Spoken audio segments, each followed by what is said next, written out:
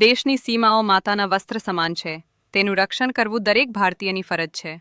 ભીષ્મ પિતામહ. નમસ્કાર દર્શક મિત્રો, સરહદ ન્યૂઝ ચેનલમાં આપનું સ્વાગત છે. હું અનિતા ગોસ્વામી. હવે જોઈએ સમાચાર વિસ્તારથી. અંજાર શહેરની પીજીવીસીએલ કચેરીના એક રૂમમાં લાગી આગ.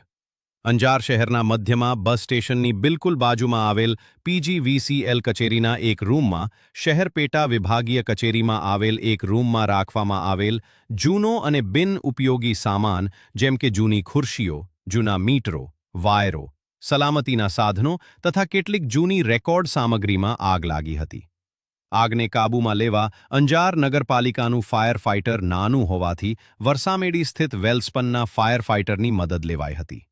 આ ફાયર ફાઇટર આવે તે પહેલાં જ મોટાભાગનો સરસામાન આગની ઝપેટમાં આવી ગયો હતો.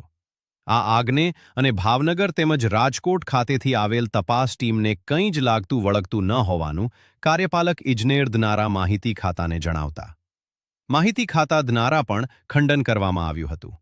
રિપોર્ટ બળદેવપુરી ગોસ્વામી, સરહદ ન્યૂઝ, કચ્છ.